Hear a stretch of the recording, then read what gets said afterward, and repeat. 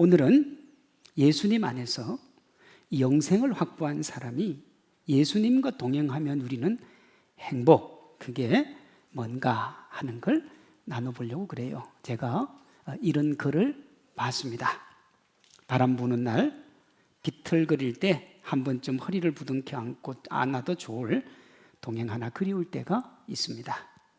힘들 때 서로 기댈 수 있고 아플 때 위로하고 어려울 때 곁에 힘이 되어줄 수 있으니 서로 많은 도움이 될 겁니다.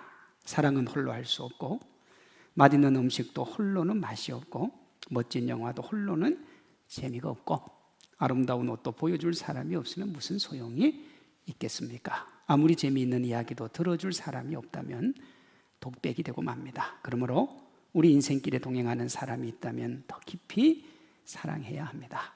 나와 동행하는 그로 인해 내 삶이 설명되기 때문입니다. 그랬어요. 여러분, 재미난 얘기가 있어요. 너무너무 좋은 얘기예요. 근데 그 얘기를 혼자 열심히 하고 있어요. 정말 재밌게 자기가 이야기를 하고 있는데 혼자 하고 있어요. 사람들은 그 사람 보고 뭐라 그럴까요?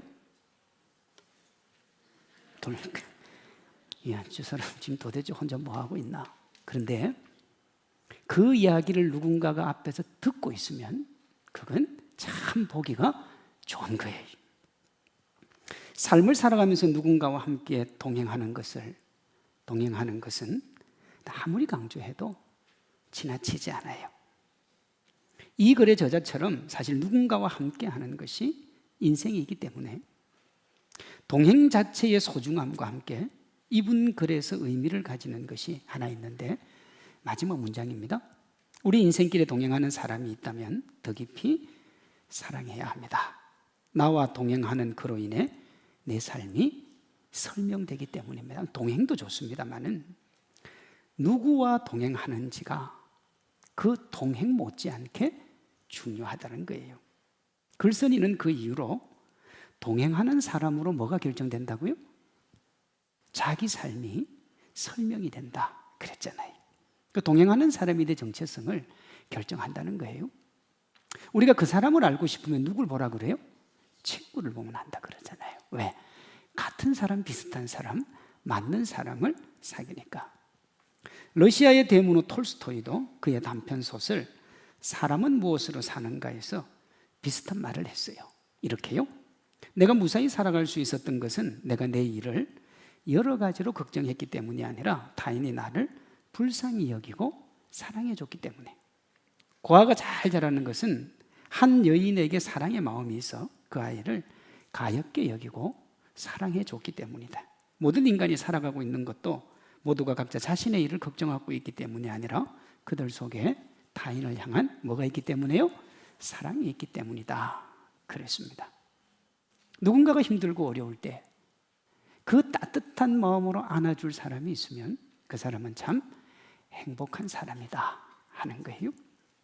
저희 교회 주보에 이런 글이 있습니다. 우리 교회는 이 땅에서의 행복한 삶을 위해 당신과 동행할 것입니다. 또한 이 땅의 삶이 끝난 이후에 당신과 동행할 분을 소개해 드릴 것입니다.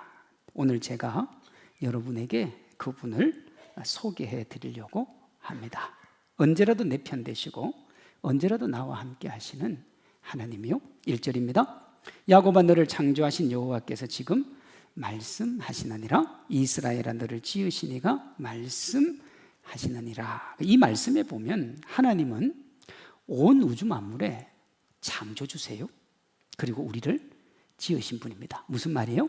우리를 누구보다도 잘 알고 계시고 우리가 성공의 길을 달려가고 열어갈 수 있는 방법을 누구보다도 잘 알고 계신 분이에요. 창조주고 우리를 지으신 분이니까.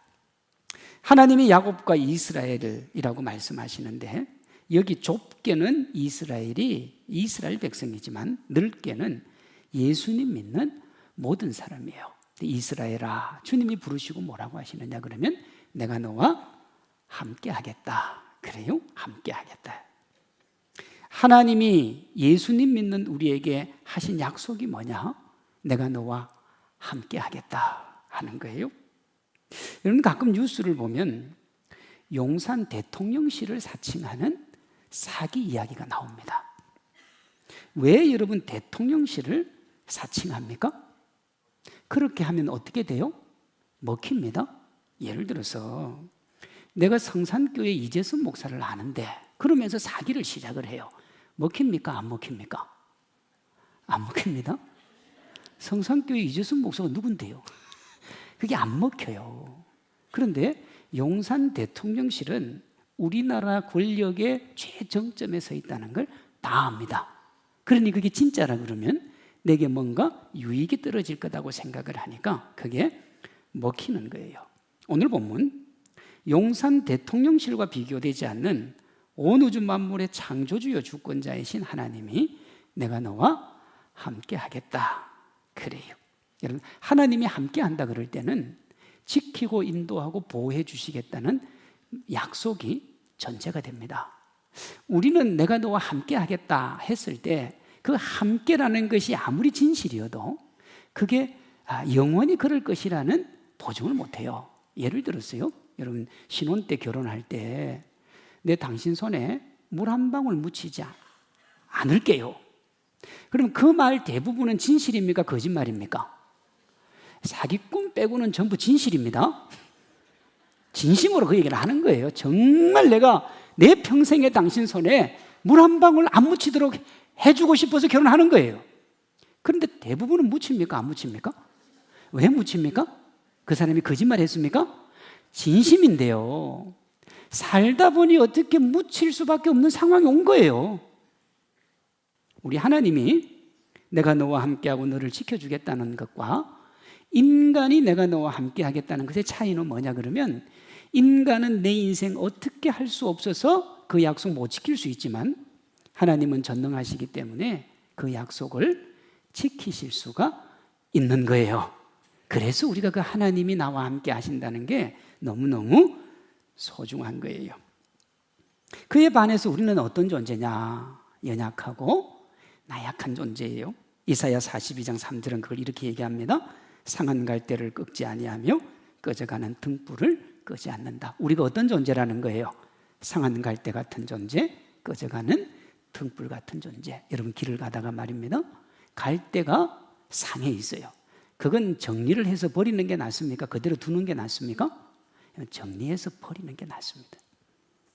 꺼져가는 등불, 지금은 잘 모를 수 있습니다만 예전에 호롱불 쓸 때요. 이게 이제 지금으로부터 한 3,000년 전 성경 기록이니까 그때 등불이라는 게 전기불은 아니잖아요. 기름 넣어가지고 호롱불에 불 붙이면 기름이 다 떨어지면 불이 계속 타고 있으면 뭐가 더 많이 납니까? 거름이 더 많이 나옵니다. 그러니 그건 끄는 게 낫습니까? 살려두는 게 낫습니까? 끄는 게 낫습니다. 하나님이 볼 때 인생이 그런 존재들인 거예요. 상한 갈대 같은 인생, 꺼져가는 등불 같은 인생.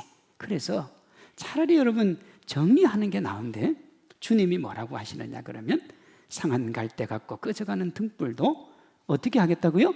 끄지 않겠다고요. 지키고 인도하고 보호해 주겠다고. 아무리 내가 무가치해 보이고 아무리 내가 없어 보이고 내 존재가 아무것도 아닌 것처럼 보여도 하나님은 어떻게 하신다고요? 안아주시고 보듬어 주신다고. 세상이 다 나 버려도 주님은 나 안아주신다고요. 그러면 하나님께서 왜 이렇게 해주시는가? 1절 하반절입니다. 내가 너를 구속하였고 내가 너를 지명하여 뭐 했기 때문에요? 불러서 너는 내 것이 되었기 때문에. 여기 내 것이라고 하는 게 뭐냐? 우리가 하나님의 것 되온 거예요. 근데 하나님이 우리를 어떻게 하나님의 것 삼으셨느냐?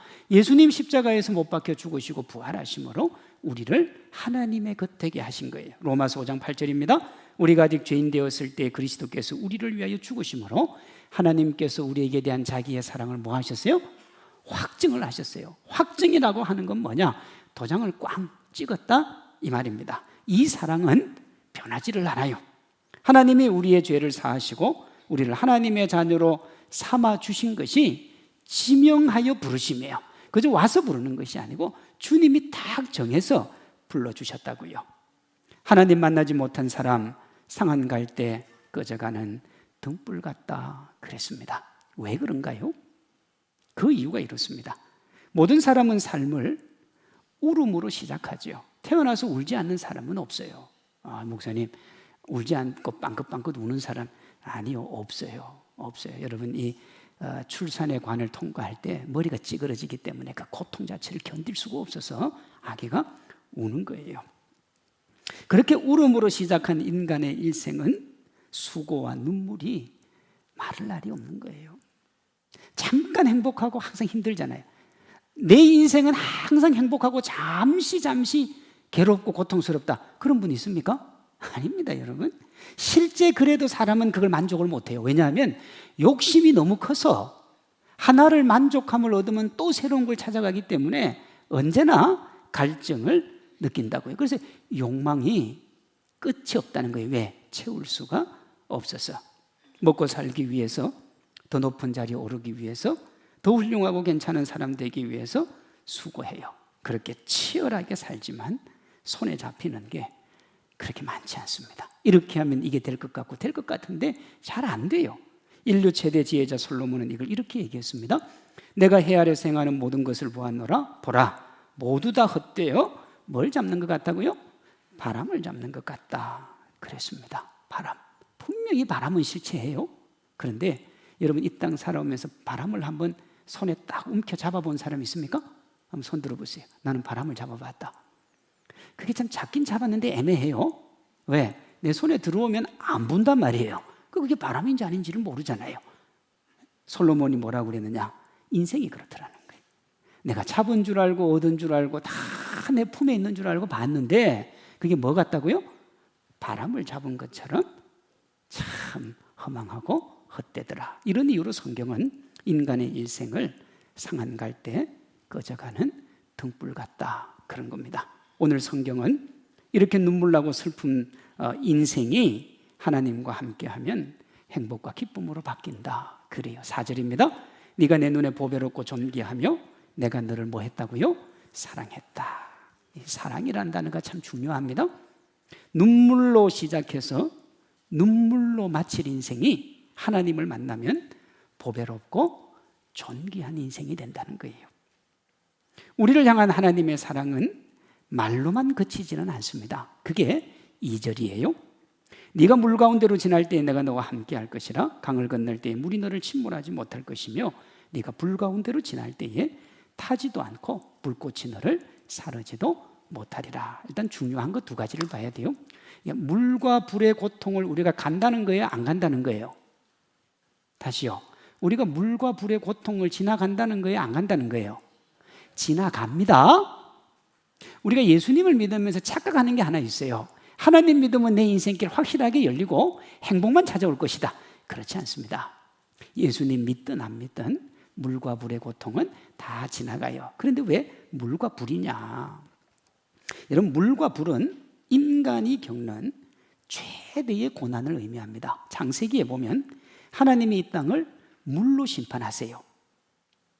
이 물 심판에서 살아난 이가 노아 방주에 탄 8명밖에 없습니다. 그런데 살고 싶어서 자기 능력껏 사는 게 아니라 하나님이 살려주셔서 산 거예요. 그러니 물의 고통이 인간에게 딱 오면 이 고통을 자기 힘으로 이길 사람은 아무도 없어요. 자, 불의 고통이 뭐냐? 성경 마지막 책인 요한계시록에 보면 하나님이 온 우주 만물을 불로 심판하시는데 그 심판에서 살아날 수 있는 사람이 있어요, 없어요?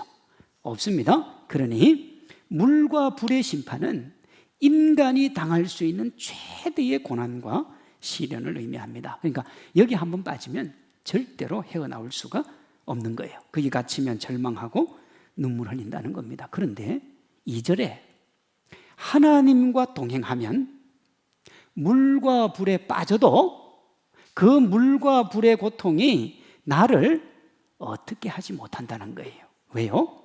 하나님이 지켜주시기 때문에.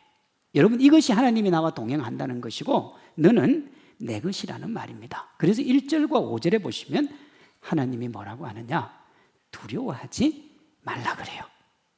너희가 어떤 상황, 어떤 여건, 어떤 위기에 처해도 뭐 하지 말라고요? 두려워하지 마라. 두려워하지 마라. 왜요? 하나님과 동행하면 하나님이 이기고 하나님이 회복시켜 주시기 때문에 그렇습니다. 그러니 어떠냐?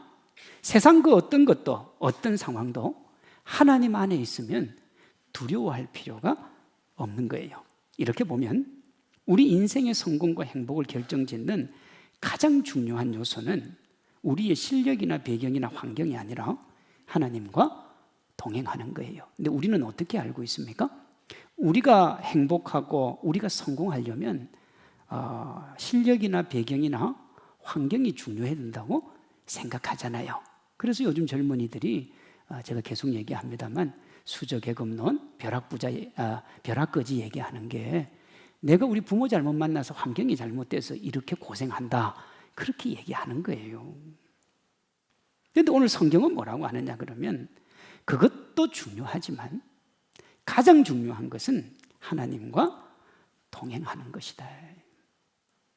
내 주변에 내가 가지고 있는 것, 내가 누리고 있는 그게 나를 지켜주는 게 아니라 하나님이 나를 지켜주신다는 거예요. 그 주님과 함께 동행하며 하나님의 은혜 가운데 있는 우리 모두 되기를 바랍니다.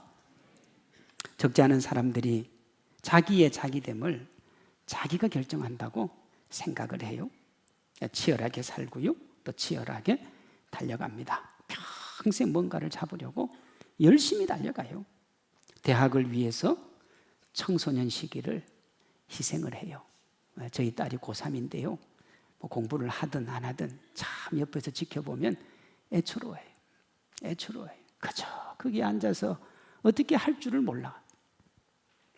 직장을 위해 젊은이들은 젊음의 낭만을 포기합니다. 그저 도서관에서 살아요. 제가 서울에 사역할 때 고려대학교 옆에서 했는데 가끔 이제 점심때 우리 청년들 신방을 가면 그냥 하루 종일 도서관에 있다가 잠시 밥 먹고 나와서 또 하루 종일 도서관이에요. 그저요 낭만과 젊음을 거기에 다 쏟아요. 졸업하면 목표로 하는 것을 위해서 연애도 청춘도 포기합니다. 그게 지금 M4잖아요. 연애도 출산도 결혼도 다 포기하고 내가 원하는 것, 내가 바라보는 것, 그걸 위해 달려갑니다. 그렇게 열심히 달려갔는데 돌아보면 어떠냐? 바람을 잡는 것처럼 허전하고 공허합니다. 이게 이제 나이가 들면 들수록 그걸 더 깊이 느끼게 되는 거예요. 한 60대, 70대 되면 아주 휑하잖아요. 중장년층의 노래방에서 많이 부르는 곡 중 하나가 노사연의 바램이라고 그래요. 그게 항상 1등, 2등 이렇게 하나 봐요. 근데 이 노래가 왜 좋냐고 물어봤더니 자기 삶과 마음을 대변하는 것 같다는 응답이 압도적이었습니다. 근데 그 노래 가사를 보면 허전하고 공허한 거예요. 그 가사가. 그러면 60대, 70대가 정말 즐겁게 부르기 위해서, 행복하기 위해서 노래방 가서 부르는 게 뭐라는 거예요? 내 인생 너무 외롭고 힘들다는 거예요. 목사님, 그 노래가 어떤 노래인데요? 뭐 이럴 분 계실지 모르겠는데 원래 이 예배 시간에는 그런 노래를 들으면 안 돼요. 근데 오늘은 특별한 날이니까 제가 한번 들려드리겠습니다. 한번 보세요. 내 손에 잡은 것이 많아서 손이 아픕니다. 등에 짊어진 삶의 무게가 온몸을 아프게 하고 매일 해결해야 하는 일들 내 시간도 없이 살다가 평생 바쁘게 걸어왔으니 다리도 아픕니다. 내가 힘들고 외로워질 때 내 얘기 조금만 들어준다면 어느 날 갑자기 세월의 한복판에 덩그러니 혼자 있진 않겠죠. 큰 것도 아니고 아주 작은 한마디 지친 나를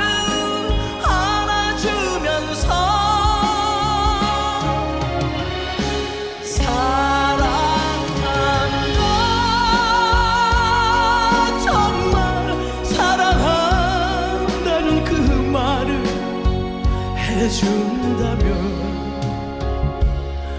나는 사막을 걷는다 해도 꽃길이라 생각할 겁니다. 인생을 걸어왔는데, 인생을 걸어가다가 보니까 나는 잘 산다고 잘 살았는데, 괜찮게 걸어간다고 걸어왔는데, 어느 날 보니까 인생의 세월의기에 어떻게 서 있다고요? 혼자 덩그러니 서 있어요. 모두가 함께 간다고 생각을 했는데, 이 노래에 어떤 분이 이런 댓글을 달았어요. 무정하게 흐르는 세월이 아픕니다. 우연히 푸른 하늘을 보고 있으려니 이 또한 아픕니다. 인간은 누구나 아플 겁니다. 겉으로 아픈 것도 아픔이고 마음이 아픈 건 더 아픕니다. 나는 되도록이면 생각을 많이 하지 않으려고 합니다. 조금이라도 덜 아프려고. 살아온 인생을 생각하면 기쁨과 행복보다는 뭐가 더 많다는 거예요? 아픔이 더 많다는 거예요. 많이 잡으면 좋을 줄 알았는데 그 잡은 게 아픔이 된 거예요. 등에 짊어진 삶의 무게가 너무너무 무겁고 아팠는데, 그래도 내가 내 가정도 건사하고 내 자녀들도 건사하기 위해서 넉넉히 그렇게 견뎌왔는데, 내 시간도 없이 바쁘게 그렇게 살아왔는데 손에 남는 게 없어서 더 아픈 거예요. 그게 주어진 현실인데, 근데 그것도 받아들일 수 있는데, 진짜 아픈 게 뭐냐 그러면 아무도 나의 그 삶을 알아주지 않는다는 거예요. 아무도. 그래서 제목이 바람이에요. 바람의 내용이 뭐냐? 뭐 크고 근사한 걸 바라는 게 아니고 뭐라고요? 지치고 외롭고 고독한 나를 안아주면서 사랑한다고 그 말 한마디만 해주는 게, 그게 바람이에요. 바람이에요. 인생의 끝자락에서 뭘 깨닫느냐? 그걸 깨달은 거예요. 움켜쥐기 위해 그렇게 달려가도 그게 아무것도 아니더라는 거예요. 스티브 잡스가 죽기 전에 뭐라고 그랬느냐? 내가 재산이 아무리 많아도 어느 정도만 모으면 그 이상은 내게 아니더라는 거예요. 그러니 여러분들이 내 글을 읽고 있으면 지금 주변에 가까운 사람을 뭐 하라 그래요? 사랑하라 그래요. 그게 스티브 잡스의 유언이에요. 사랑하라고. 사랑하라고. 누구라도 관심과 사랑을 보여주면 그와 함께 사막도 뭐 할 수 있다고요? 꽃길처럼 걸어가겠다고. 사막도 꽃길처럼 걷겠다고요. 꽃길처럼. 여러분, 내 옆에 있는 배우자, 자녀들에게 사랑한다는 이야기를 해야 돼요.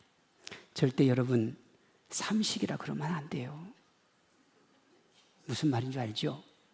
평생 수고하고 노력해서 가정 건사하고 아내 건사하고 왔는데 이제 70 조금 넘어서 집에서 조금 쉰다고 당신은 삼식이냐고. 모릅니까? 하루 세 끼 밥 집에서 꼬박 먹으면 그게 삼식이래요. 그러면 뭐가 된다고요? 외로워지고 세월의 한복판에 홀로 덩그러니 앉아있는 것 같고 난 너무 눈물 나고 아프다는 거예요. 그러면요, 그게 사막인데 꽃길인 줄 알고 덥석 사막으로 들어가게 돼요. 그게 이런 겁니다. 우리 적지 않은 아줌마들이 남자 제비들한테 넘어가잖아요. 대부분 여러분 집에서 남편이 아내한테 하는 말이 다 맞아요. 이제는 아줌마가 되어서 주름 생기고 배 나오니까 적게 먹으라고. 먹을 거면 나가서 뭐 하라고요? 운동하라고. 그런데 그 말 해주면 진실을 얘기해주고 사랑으로 얘기했는데 화를 내요. 네가 나한테 뭐 해준 게 있냐고. 여러분 그 먹고 사는 거 다 해준 거 아닙니까? 그런데 제비가 주름이 가득한 그 얼굴, 그 몸, 처녀 같다고 하고 누가 봐도 배에 볼륨이 풍성한데 누님 아무리 먹어도 날씬하네요. 이렇게 멘트 날리면 정신줄을 놓습니다. 그때부터 아줌마들이. 그러다가 제비가 마지막 멘트를 하나 던지잖아요. 누님 정말 사랑스럽습니다. 언제부터 제비가 동생이고 언제부터 제비 누님입니까? 근데 그 넘어가면 안 되는데 좋아서 어찌할 바를 몰라 해요. 그놈 따라가면요 지금까지 쌓아온 인생이 뒤죽박죽돼요. 그리고 본인도 그걸 알아요. 그런데 그 어느 때보다 험난한 사막을 걸어야 되는데 그 사막으로 들어가는 입구를 꽃길처럼 걸어 들어가요. 꽃길처럼. 그 제비가 말입니다. 오늘 진짜 제비 기분 나쁠 텐데 상대방이 진짜 사랑스러워서 그 말 하는 거 아니잖아요. 사랑의 언어로 자신의 욕망과 유익을 챙기는 겁니다. 여러분, 아저씨들한테 접근하는 꽃뱀도 별반 다르지 않습니다. 임산부처럼 배가 정말 남산만한데 그걸 인격이라고 그러면 천진난만한 웃음을 가진 아이처럼 좋아합니다. 정말 인생을 냉정하게 살고 정말 그렇게 살아왔는데도 그 말에 넘어간다고요. 여러분, 배 나온 건 인격이 아니고 운동을 안 한 거예요.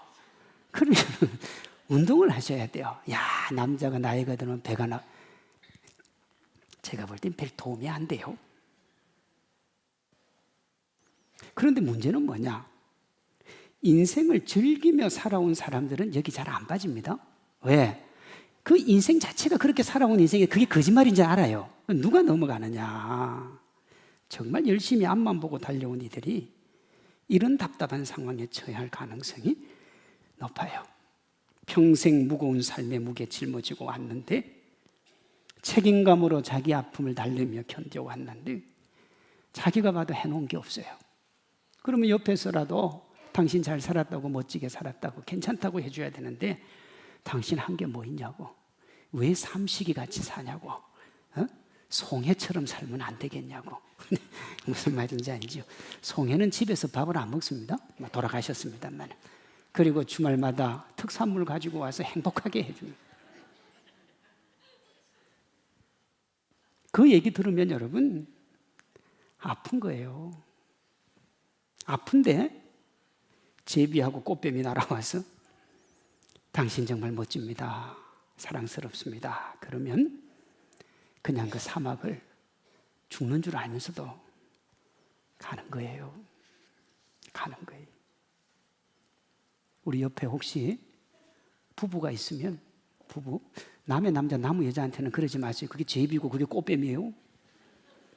옆에 우리 부부가 있으면 사랑합니다 한번 해주세요. 부부가 없습니까? 내 인생, 우리의 삶이라는 것이요, 정말 허망하고 헛된 거예요. 허망하고 헛된 거예요.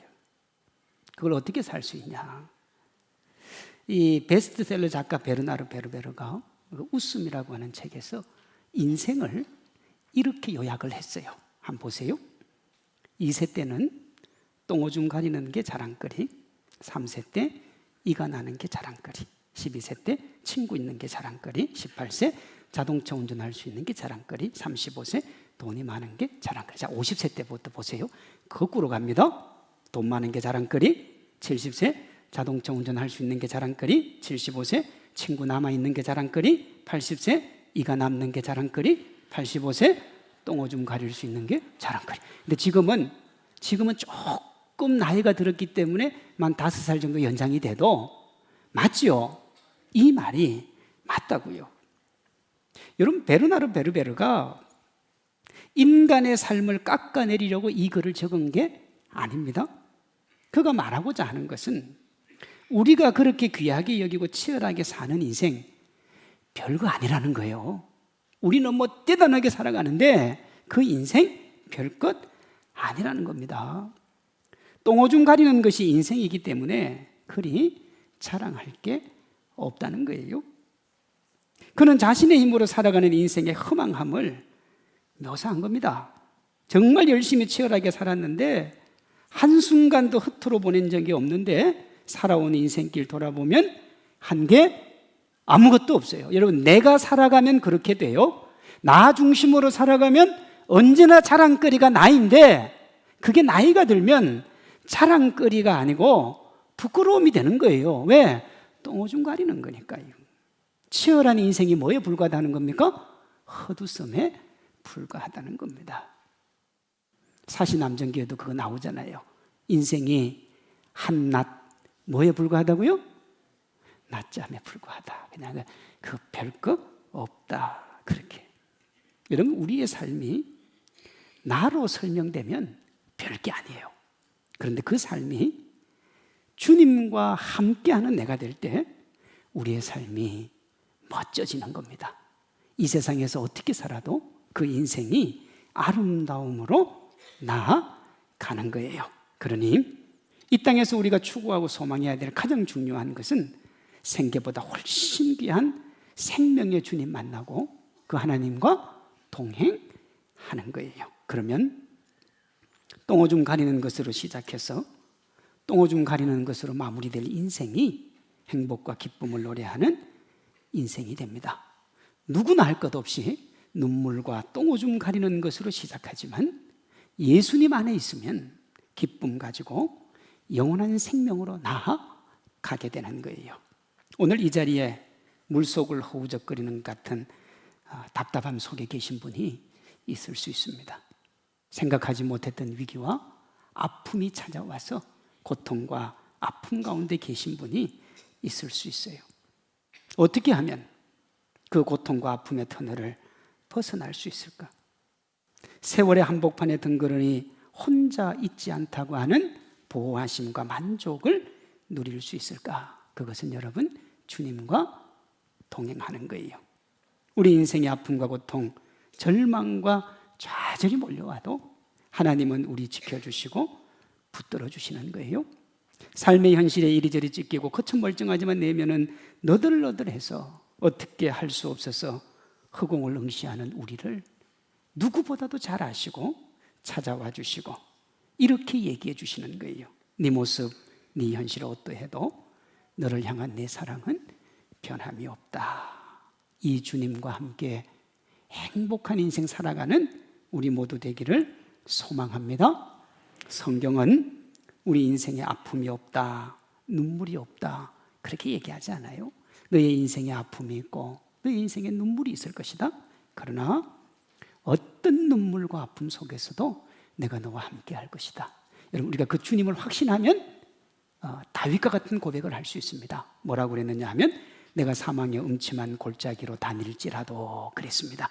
내가 사망의 고통 가운데 다니지만 나는 두려워하지 않는다. 왜냐하면 주의 지팡이와 막대기가 나를 지켜주시기 때문에. 오늘 저와 여러분이 주님과 함께 동행하면 하나님이 우리의 삶을 지키고 인도하고 보호해 주시고 종국에는 승리의 기쁨 주실 줄로 믿습니다. 이 자리에 있는 모든 분이 예수님 믿고 하나님 자녀가 되셔서 어떻게 살아도 허무하고 헛된 인생을 어떻게 살아도 가치와 의미로 꽉 찬 복된 인생의 주인공들 되시기를 바랍니다. 그 위에 하나님과 동행하심으로 하나님이 주시는 행복과 기쁨 가득가득 누리는 행복하고 또 행복하고 멋지고 또 멋진 하나님의 사람들 되시기를 주님의 이름으로 축원합니다.